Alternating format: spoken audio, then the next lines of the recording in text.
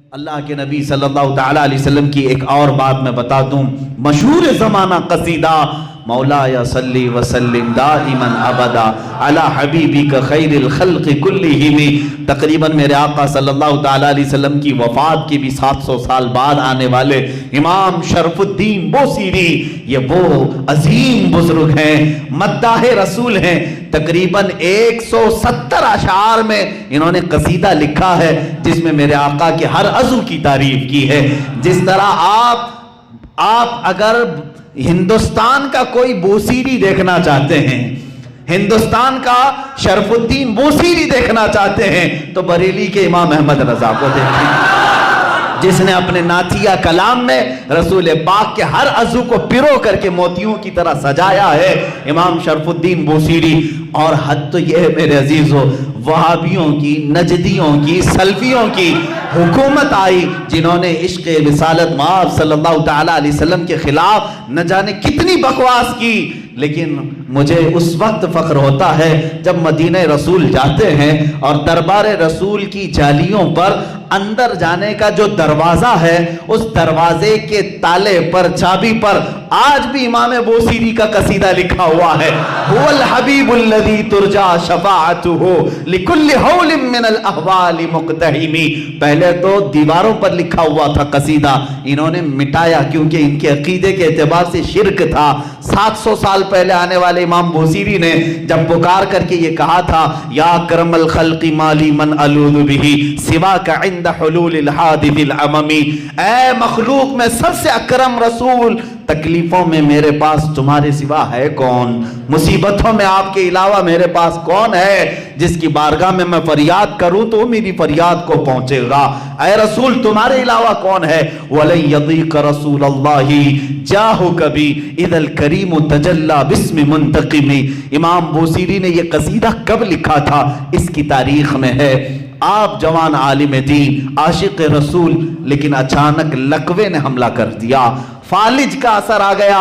جب فالج آ جائے تو معلوم ہے جسم بیکار ہو جاتا ہے، بستر پر رہے، لقوے کے اثر سے ایسا کہ دوستوں نے دوستی چھوڑ دی، لوگ تو دور ہوتے ہی ہیں، بیماروں کے علاوہ، گھر والوں کے علاوہ کون رہے؟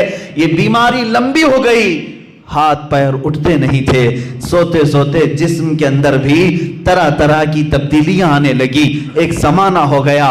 ایسے بیماروں کے جب آنسو نکلتے ہیں تو سیدھے مدینے پہنچ جاتے ہیں، جن کا دنیا میں کوئی طبیب بھی نہیں، جن کا دنیا میں کوئی غم کی داستان سننے والا نہیں، جن کی دنیا میں کوئی بولی سننے والا نہیں، ایسے غریب اگر سناتے ہیں تو صرف مصطفیٰ کو سناتے ہیں، اس لیے کہ عاشقوں نے یہی کہا، یا رسول اللہ نہ کوئی عمل ہے سنانے کے قابل، نہ منہ ہے تمہارے دکھانے کے قابل، لگاتے ہیں اس کو بھی سینے سے آقا جو ہوتا نہیں منہ لگانے کے قابل، میرے آقا اس کو بھی سینے سے لگاتے ہیں، اس غریب کی بپتا بھی سنتے ہیں۔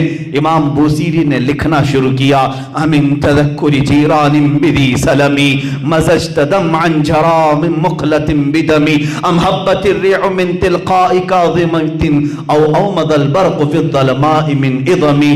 یہ قصیدہ لکھتے لکھتے لکھتے لکھتے آنسوؤں کی لڑیاں اتنی کہ بستر نم ہو گیا، آنکھیں لگ گئیں، بیداری کے عالم میں لکھ رہے تھے، آنکھیں لگ گئی، نیند آ گئی، اور اس وقت خواب میں میرے آقا تشریف لائے، کہا اے بوصیری کیا تو نے مجھے یاد کیا ہے؟ جب بھی امتی درد دل سے یاد کرے میرے آقا تشریف لاتے ہیں۔ امام شرف الدین بوصیری لکھ رہے تھے قصیدہ کہاں سے؟ الحمدللہ منشی الخلق من عدم ثم الصلاة علی المختار فی القدم، یہاں سے آپ نے قصیدہ لکھا، اور آپ فرماتے ہیں قصیدے کے شروع میں میں چاہتا تھا یہ لکھیں مولایا صلی وسلم دائما ابدا، لیکن مجھ سے دوسرا شعر فٹ نہیں ہوتا تھا، دوسرا مصرع بن نہیں پا رہا تھا، پورے شعر لکھ دیا، پہلا ہی شعر مکمل نہیں ہوا، سو گیا۔ خواب میں میرے آقا نے فرمایا بوصیری جو ہماری شان میں لکھے ہو ذرا سناؤ، ذرا سناؤ۔ امام بوصیری سنانے لگے، ایک ہی شعر پر اٹکتے رہے، مولایا صلی وسلم دائما ابدا، مولایا صلی وسلم دائما ابدا۔ آگے کا آقا نہیں آ رہا ہے، میرے آقا نے فرمایا بوصیری اس آگے والا مصرع میری طرف سے رکھ لو، علی حبیبک خیر الخلق کلہم۔ دنیا کا یہ قصیدہ ہے امام شرف الدین بوصیری کا، جس کا پہلا شعر ان کی طرف سے ہے، دوسرا شعر مصطفیٰ جان رحمت کی طرف سے ہے۔ قصیدہ سنایا تو سنایا، میرے آقا صلی اللہ تعالیٰ علیہ وسلم نے انعام کے طور پر اپنی پہنی ہوئی چادر انہیں دے دیا، کہا بوصیری یہ میری طرف سے انعام ہے، اور ان کے جسم پر اپنا ہاتھ پھیرا، کہا اللہ تجھے شفا عطا کرے۔ امام بوصیری کہتے ہیں خواب تو بڑا اچھا تھا، خواب میں کون کیا نہیں دیکھتا ہے۔ صبح ہوئی، لیکن میرے عزیزو جس نے رسول کو دیکھا اس نے حقیقت میں دیکھا۔ اللہ کے نبی فرماتے ہیں فَإِنَّهُ لَا يَتَمَثَّلُ بِيَ الشَّيْطَانِ، اس لیے کہ شیطان میری صورت میں آ ہی نہیں سکتا۔ جس نے رسول کو دیکھا اس نے حقیقت میں دیکھا۔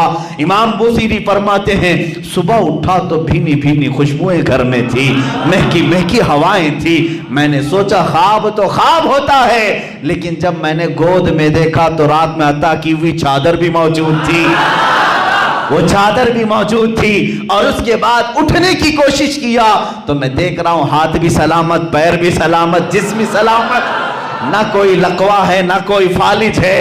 یہ رسول پاک کا دربار ہے جس کو امام عشق و محبت اعلی حضرت نے فرمایا میرے کریم سے گر قطرہ کسی نے مانگا، میرے کریم سے گر قطرہ کسی نے مانگا، دریا بہا دیے ہیں دریا بہا دیے ہیں، کون دیتا ہے دینے کو منہ چاہیے، دینے والا ہے سچا۔ میرے عزیزو کسی کی جے بھی جے کیوں پکاریں، کیا غرض ہم کو، ہمیں کافی ہے سید اپنا نعرہ، مانگیں گے مانگے جائیں گے، منہ مانگی پائیں گے، سرکار میں نہ لا ہے نہ حاجت اگر کی ہے، واہ کیا جود و کرم ہے شہ بتہا تیرا، نہیں سنتا ہی نہیں مانگنے والا تیرا۔ ہمارے پاس جب اتنے سارے اشعار ہیں تو دوسروں کے ہاں در در کی ٹھوکریں کیوں کھائیں، ہم ادھر ادھر کی ٹھوکریں کیوں کھائیں، پھر کے گلی گلی تباہ ٹھوکریں سب کی کھائی کیوں، دل کو جو عقل دے خدا۔ تقریباً اعلیٰ حضرت یاد کیے جائیں گے، صبح قیامت تک سنیوں میں اعلیٰ حضرت کو یاد کیا جائے گا۔ بریلی کے امام نے ہی ہمیں رستہ مدینے کا دکھایا ہے، ہر مصیبت میں مانگو رسول پاک سے، ہر بے کسی کے عالم میں پکارو اسی رسول کو۔ ہرے بریلی کے امام نے ہمیں نمازوں کے بعد سلام میں بھی یہی سکھایا ہے، جب سلام میں پیش کرو تو یوں ہی کہو یا رسول اللہ تم ہو حفیظ و مغیث، کیا ہے وہ دشمن خبیر، کہا ہے یقین کے ساتھ تم ہو حفیظ و مغیث، کیا ہے وہ دشمن خبیر، تم ہو تو پھر خوف کیا، تم پہ کروڑوں درود۔ اعلیٰ حضرت نے ہمیں یہی سکھایا ہے، کس سے مانگنا چاہیے، رسول پاک سے۔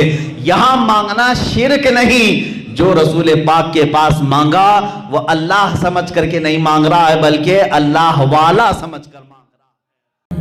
مولایا صلی وسلم دائما ابدا علی حبیبک خیر الخلق کلہم۔ مولایا صلی وسلم دائما ابدا علی حبیبک خیر الخلق کلہم۔ محمد سید الكونین والثقلین، محمد سید الكونین والثقلین والفریقین من عرب ومن